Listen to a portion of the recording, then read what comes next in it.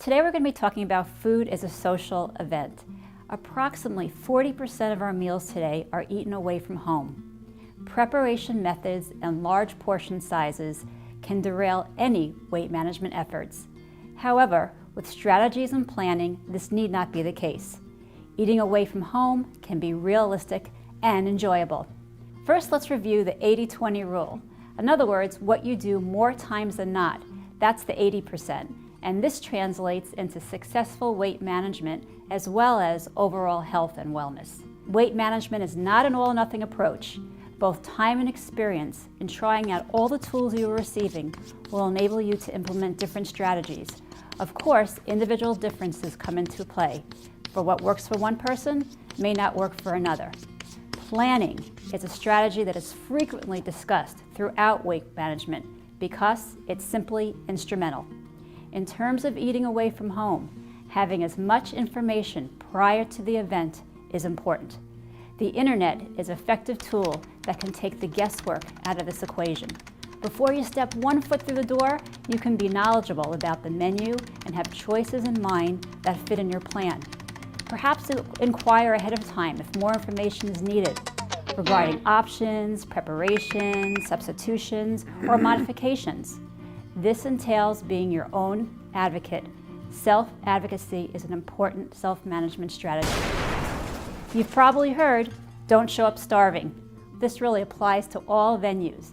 Being ravenous or over-hungry does not support weight management in any way, shape, or form. So have a handful of vegetables or a piece of fruit just to take the edge off that hunger.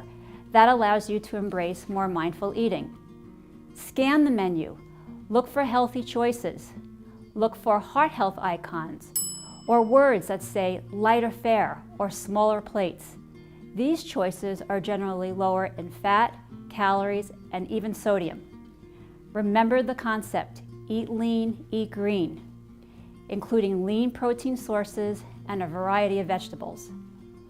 Request calorie cutting strategies like sauces, gravies, salad dressings on the side, substituting egg whites for whole eggs, incorporating whole grains instead of processed foods or fried items.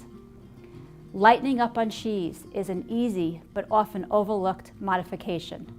Request additional vegetables with your entree or menu choices. This is the place to go for variety. And beverage beware. Those beverages can easily add calories, 200, 300, 400 calories with little nutrient value, and they do not provide much satiety. Stick to water if possible, club soda, unsweetened tea, perhaps experimenting with some slices of fruit or just a splash of juice in your water to give some variety. Limit alcohol, as this provides empty calories and can also contribute to mindless overeating.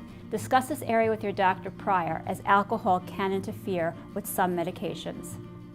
The skill of environmental control comes into play. This entails adding things in and taking things out of your environment. So, for example, if the chip or bread basket is a trigger food for you, what's your plan? Some options might be to request that this basket be served with the food, or to request that it not be served at all, or perhaps put it on the table at a place that it's no longer a challenge for you. Avoid being seduced by more for your money deals. I know that's a hard one.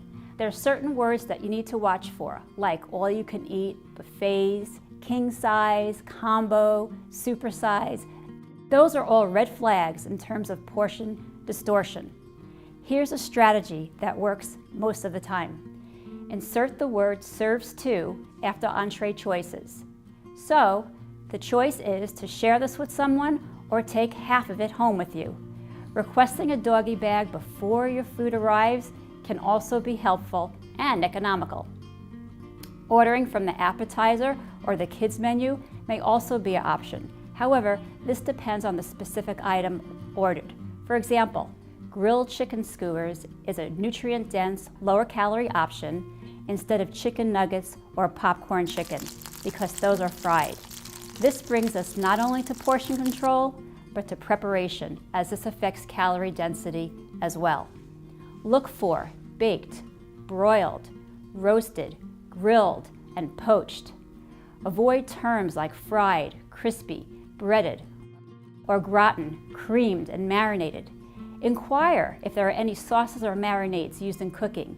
Omit them if possible or request them to be on the side. Remember, you're the manager. Often overlooked, but extremely important, is pace of eating. It seems that the more we multitask today, the quicker we eat. So slow down. Enjoy the taste and the textures of food and the atmosphere.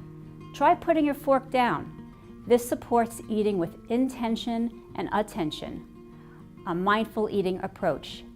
It also gives those satiety hormones time to kick in, so you have more awareness of eating to a point of comfort and satisfaction instead of eating till you're feeling too full or uncomfortable. So slow down and enjoy the entire experience. Last but not least, if you're choosing dessert, lower calorie options include fresh fruit, sherbet, sorbets, and if you're going for a regular menu item, get enough forks so the entire table can share. Once again, moderation, not deprivation. Bon appetit.